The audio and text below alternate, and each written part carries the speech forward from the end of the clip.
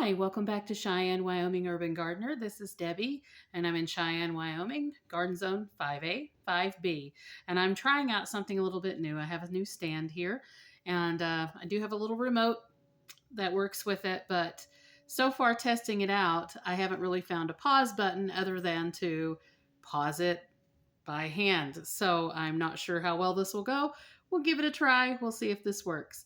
But what I'm doing is a little bit of some seed starting today. I have my seed trays here, and we're going to do some tomatoes today. It is getting about the time that we do tomatoes and also peppers, because they do take a lot longer here to get to the size that they need to get to before we can plant them outside. So let me go ahead and get the camera turned around, and we'll take off from there. So hopefully you can kind of see what's going on now. And this does have a mic, so let me know if the audio sounds really good or not. But right now we are getting started with some super sauce tomatoes. I have 8 seeds left from last season. I actually gave away so many seeds and so many plants that I did not end up saving seeds out of my super sauce tomatoes to have a whole lot left. So these 8 seeds, hopefully all of will come up. I've had really good success rates with them. So hopefully they will all come up, and if they all come up, then we will save seeds for the next season. And right now I wanted to give you an update. It looks like we are going to end up moving to Missouri. We've had our house up for sale. If you see in some prior videos that we've had our house up for sale for a little while now. And as soon as that gets sold, we will be moving, and we're looking at properties right now in Missouri. We have looked all through Wyoming, and we have not found anything that will suit the needs that we have for getting into market gardening and hopefully doing a little bit more larger scale farming. So that's what we're looking at, being a little bit more sustainable. If in the meantime we do end up finding a property in Wyoming, which is what we're hoping for, then that may be the case that we stay in Wyoming. Otherwise, it is going to be in Missouri, because the prices have been a lot less, get lower, a lot more land and houses instead of actual mobile homes or manufactured homes. So right now I'm getting started with my super sauce tomatoes. I'm not sure that you can see where I'm at, so let me see if I can adjust this a little bit. And I do apologize that I don't have more technical equipment. Unfortunately, that's just the way it is right now. All right, so we should be able to see a little bit better now. And hopefully it doesn't tip over, which is what happened last night when I was testing this out. So right now we're getting started, and you can see our seeds here are very, very small. In fact, I think I just dropped that one. So hopefully it went into where it needed to go if I did drop it. So anyway, here is the seeds. They're very, very tiny. So there they are. But not as small as celery, which is what I did last night. So we have a whole tray of celery and peppers that we've already planted, and a couple of tomatoes. But this is our next tomatoes. And what you want to do is to make a little hole in the middle of each of your cells. These are smaller cells, so I only plant 1 or 2 seeds in each cell. Sometimes I'll do 2 seeds, but since we only have 8 seeds left, then I'm not going to do 2. I'm just going to do 1 and hope that they all germinate. But you're going to put a little hole in your soil about 1/4 of an inch down, and then you're just going to go ahead and plant your seeds. So here we go. That was 1, 2, 3,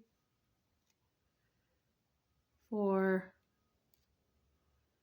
5, and 6.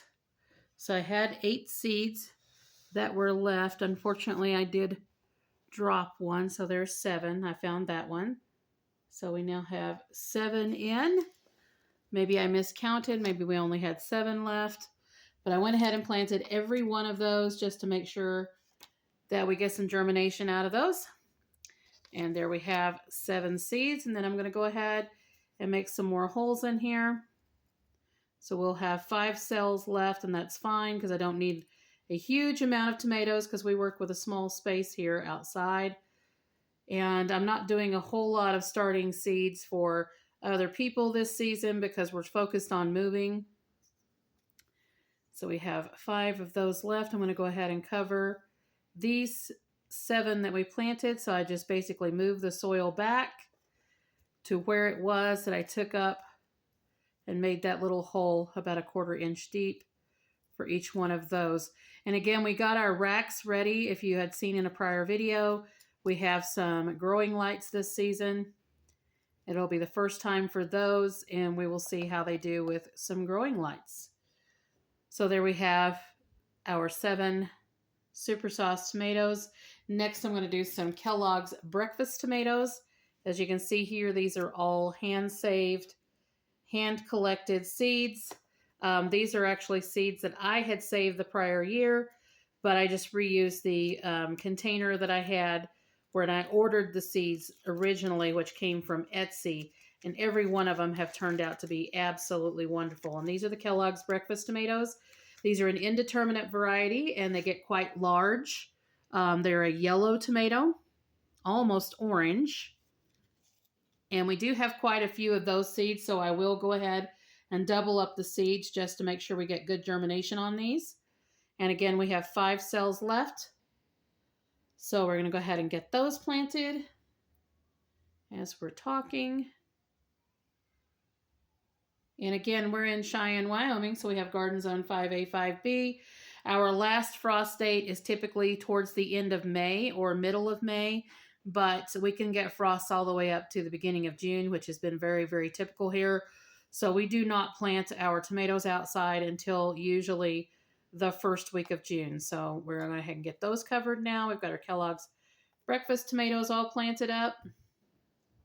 And again, these cells are pretty small. These are just basically for getting the seeds started. And the soil that I have in this is just a standard soil mix. I'm using Royal Expert soil, which came from Walmart or Lowe's. You can also find it at Lowe's. And I mix it with a 9-ounce cup of garden core and a 9-ounce cup of vermiculite. So then I just mix that all together, make sure it's nice and fine, and then I put it into our soils trays here. Now, these trays, I fill up the base of the tray about halfway with some warm water, not hot by any means. It's very, very lukewarm.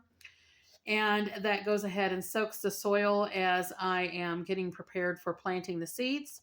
And I also spray the top with a very fine mist of water, just so we get even water all the way through. And usually I do not have to water these really until sometime after the seeds have started, usually within about a week, maybe even 2 weeks that I'll get before I have to water these again. Now that I've got them under grow lights, that may change a little bit. I may have to water them more frequently, but typically that's about how I water. So that's how we get our tomato seeds started. I'm basically going to just finish this tray with more tomato seeds, all tomato seeds. Usually plant about a 1/4 inch down if you're starting them out in soil. And you can use the soil starter mix if you want. That's an option that you have. I've just never found that it's necessary. And we do leave our seedlings in our trays until they are a couple of inches, 3 inches high or so.